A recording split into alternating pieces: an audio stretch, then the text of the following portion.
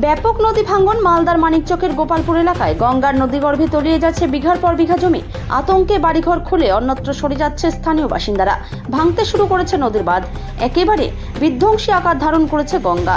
জলস্তর বৃদ্ধির ফলে একদিকে যেমন বন্যা পরিস্থিতির সৃষ্টি হয়েছে মানিকচকের ভূতনি, রতুয়ার, বিলাইমারি, মহানন্দা টোলা এলাকায়, অন্যদিকে ব্যাপক ভাঙন হচ্ছে মানিকচকের গোপালপুর এলাকায়।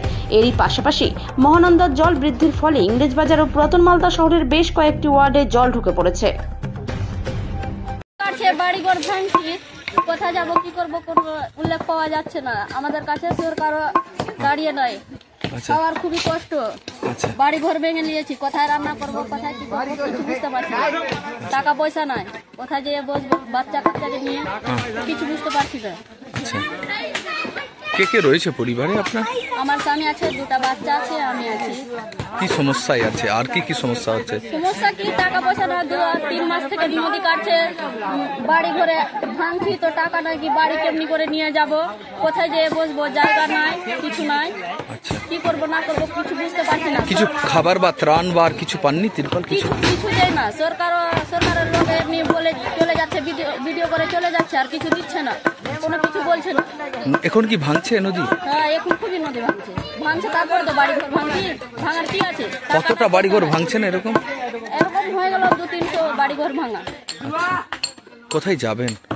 ওইটাই তো ভাবছি, জায়গা লওয়া নাই। মিল্কি রোড যে বসবো, কি ওখানে যে বসবো কিছু বুঝতে পারছি না। কি রাতে ঘুম আসছে? কিছু বুঝতে পারছি না। রাতের বেলা খুবই ভয় লাগছে, নদী কাটছে তো বাচ্চা নিয়ে ঘুমাতে পারছি না। রাত 10টা 12টা 1টা বেজে যাচ্ছে, তাও ঘুমাতে পারছি না। এরকম জেগে জেগে রাত কাটাচ্ছি। কাল ঘেরে এরকম ছুটতে নিমের গাছের তলায়, বাঁশের ঝাড়ের তলায় এমনি দাঁড়িয়ে দাঁড়িয়ে থাকছি, রাত কাটাচ্ছি। প্রত্যেকদিন তো নদী কাটছে, রাতের বেলাও দিনের বেলাও সবসময় তো নদী কাটছে। কোথায় যাবো আর কোনটা ঘুমাবো? বাড়িঘর তো নাই, বাড়িঘর ছিল তো ভেঙে নিয়েছি। আর কি চাইছেন আপনারা? সরকার কিছু দিত তো হেল্প করতো তো ভালো হতো। সরকারও কিছু দিচ্ছে না, হেল্প করছে না। কি চাইছেন? জমি জায়গা দিত তো বেশি ভালো হতো। জমি জায়গা নাই, জমি জায়গা দিত তো একটা তিরপাল দিয়ে ঘেরেও থাকতে পারতাম। কি নাম আপনার? ফ্যান্সি খাতুন। বাড়ি কোথায়? কামালটিপুর। ছোট বাচ্চা দিয়ে গঙ্গার ধারে আছি, জায়গা জমি সব কিছু চলে গেছে। আমরা তিরপাল আর চাল আমরা কিছু চাই না। আমি সরকার থেকে আমরা একটা সহ্য একটা চাচ্ছি, একটা কলোনি করে কোথাও আমাদেরকে। হ্যাঁ, বাচ্চা নিয়ে আমরা কোথায় যাব, এটাই আমরা বলতে চাচ্ছি, আর কিছু বলবো না। আর ভাঙছে নদী, নদী ভাঙছে।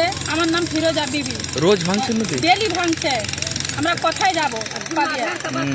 আমাদের মসজিদ চলে গেল, আমাদের ভিটা বাড়ি চলে গেলো, সাই সম্পদ সব কিছু চলে গেল। আমার ছোট বাচ্চা আছে, কোথায় যাব নিয়ে? কত বাড়িঘর ভাঙছে? বাড়িঘর ভাঙলো 200-250টা বাড়ি ভাঙে গেল। এই নদীর খানাতে আমরা বাস করছি, কোথায় যাব? একটা ব্যবস্থা করেন তোমরা।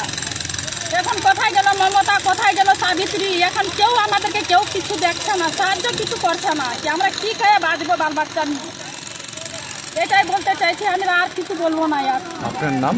আমার নাম ফিরোজা বিবি।